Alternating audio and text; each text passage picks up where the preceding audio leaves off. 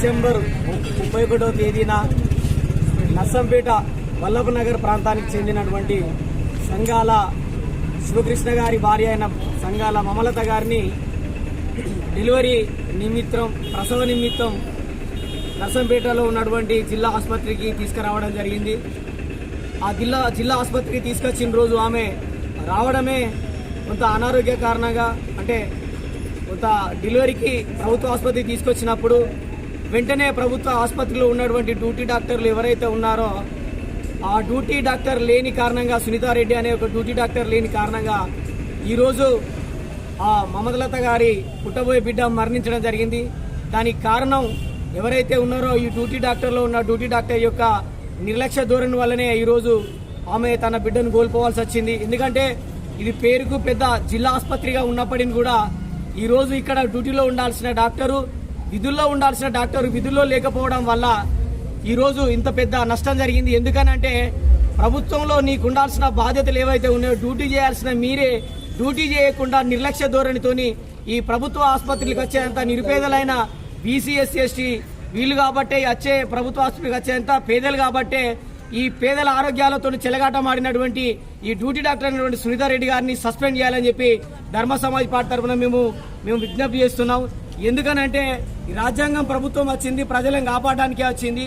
ఏదైతే ఈ రోజు కాంగ్రెస్ గవర్నమెంట్ కానీ గత ప్రభుత్వాలు కానీ ఈ 6 గ్యారంటీల స్కీమ్ను ప్రకటించినాయి కానీ ప్రజలకు కావాల్సింది 6 గ్యారంటీలతో పాటు ఉచిత వైద్యం అనేది కూడా విద్య అనేది కూడా చాలా అవసరం. కాబట్టి ఈరోజు సరైనటువంటి వైద్యం అందకనే ఒక నిండు డెలివరీలో ఉన్నటువంటి ఒక స్త్రీ కూడా మరణించడం జరిగింది. దానికి కారణం ఈ రోజు ఈ ప్రభుత్వ హాస్పిటల్లో ఉన్నటువంటి డాక్టర్ల నిర్లక్ష్యమే. ఎందుకు అంటే ఈ హాస్పిటల్కి వచ్చేది కూడా నిరుపేదలే కాబట్టి ఈ నిరుపేదల ఆరోగ్యాలతో జీవితాలతో చెలగాటమాడే ఎవరైతే ఈ డ్యూటీ డాక్టర్ కొంత ఆమె అహంకార ధోరణితో అగ్రకుల ధోరణితో ఈ రోజు ఏ రెడ్డి గారు కూడా ఈ దవాఖానకు రాడు, ఏ అగ్రకులం ద్వారా లేడీ కూడా ఎవరు ఈ హాస్పిటల్కి రాడు.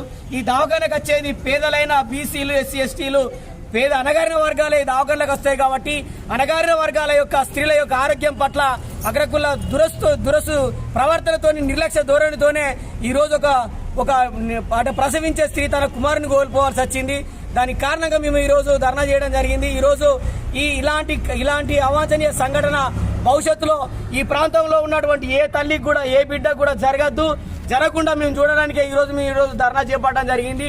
ఈ అంశం మీద మేము ఖచ్చితంగా ఈ సుపీరియర్ ఆఫీసర్ కూడా మేము కంప్లైంట్ చేసి జిల్లా కలెక్టర్ కూడా మేము కంప్లైంట్ చేసి వెంటనే ఆమెను తక్షణమే విధుల నుంచి సస్పెండ్ చేయాలి. ఇక్కడ ఎవరైతే ఉన్నారో ఆ నిర్లక్ష్యానికి పాత్రలైతే ఎవరైతే ఉన్నారో బాధ్యులందరూ ఎవరైతే ఉన్నారో వాళ్ళందరినీ వెంటనే ప్రభుత్వం జిల్లా కలెక్టర్ గారు చొరవ తీసుకొని వెంటనే సస్పెండ్ చేసి ఇక్కడ ఈ జిల్లా ఆసుపత్రి అని పేరుకే ప్రకటించింది కానీ దీనికి సంబంధించిన నిధులను కూడా ఈ పేద ప్రజలకు సంబంధించి సడన్ గా హాస్పిటల్కి వస్తే ఇక్కడ ఎవరికి కూడా ఆక్సిజన్ సిలిండర్లు కూడా సరిగా లేవు.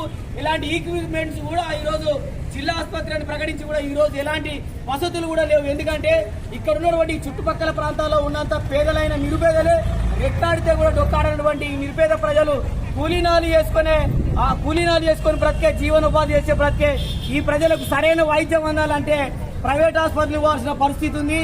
దినదిన గడవడమే చాలా దరిద్రంగా ఉన్నటువంటి ఈ సందర్భంలో ఈ రోజు జిల్లా ఆసుపత్రి అని చెప్పి ఈ ప్రభుత్వాలు ప్రకటించినా కూడా ఈ పేదలకు సరైన నాణ్యమైన వైద్యం కూడా అందట్లేదు. కాబట్టి ఎందరో మంది ఇక్కడ సరైన వైద్య సౌకర్యం లేక చాలా మంది చిన్నపిల్లలు కూడా మరణిస్తున్నారు. గర్భిణీ స్త్రీలకు కూడా సరైన వైద్యం కూడా అందట్లేదు. ఇక్కడ ఫస్ట్ ఎయిడ్ కూడా సరిగా చేయట్లేదు. కాబట్టి ఈ ప్రభుత్వాలు ఏవైతే గొప్పలు చెప్పుకొని 6 గ్యారంటీలు ఇచ్చి ప్రజలకు ఉచిత పథకాలు ఇచ్చి ప్రజలందరినీ అయోమయానికి గురి చేస్తున్నారు. ఈ ధర్మ సమాజ్ పార్టీ ఏం డిమాండ్ చేస్తుందంటే మేము ఈ 6 గ్యారంటీలతో పాటు కూడా ప్రజలకు ఉచిత వైద్యం కూడా చాలా తప్పనిసరి అవసరం. ఎందుకంటే ఈ రోజు ప్రభుత్వం నిత్యావసర సరుకుల ధరలు కూడా చాలా పెరుగుతున్నాయి. సంపాదించే సంపదలకు నిత్యావసర సరుకుల ధరలకు కూడా ఒక పూట గడవడం కూడా చాలా ఇబ్బంది అవుతుంది. వైద్యానికి కూడా సరిగా డబ్బులు లేని పరిస్థితిలో ఈ ప్రభుత్వమే ఉచిత వైద్యాన్ని ఇస్తే ఇలాంటి మరణాలు కూడా ఏ తల్లి కూడా తన బిడ్డను కోల్పోయే ప్రమాదం ఉంది. కాబట్టి ఈ ప్రభుత్వమే దీన్ని చొరవ తీసుకోవాలి. కలెక్టర్ గారు తక్షణమే దీని మీద యాక్షన్ తీసుకోవాలి.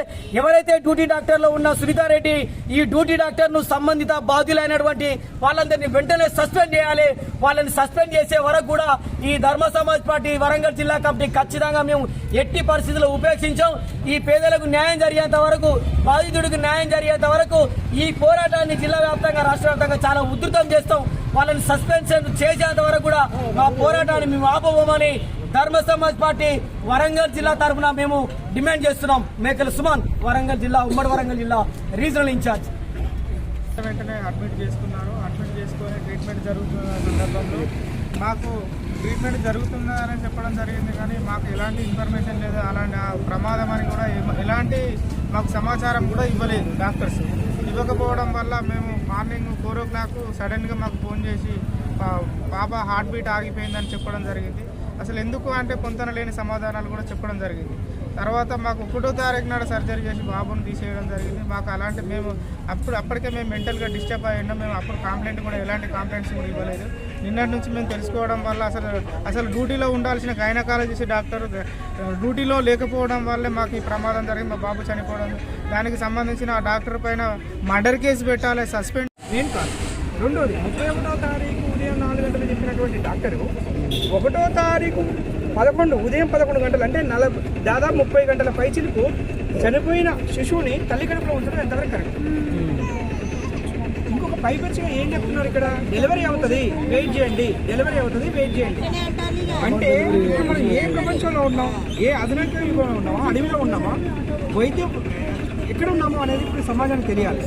ఈ 3 అంశాలను మీరు ప్రజలకు తెలియజేస్తూ జరగబోయేటువంటి రోజుల్లో ఎవరికి అన్యాయం జరగకుండా ఉండే విధంగా ధర్మ సమాజ్ పార్టీ ఖండిస్తుంది. తర్వాత అవేర్నెస్ ఈ ఆసుపత్రి యొక్క స్థితిగతుల్ని సమాచారాన్ని తెలియడం కోసం ప్రయత్నం చేస్తుంది.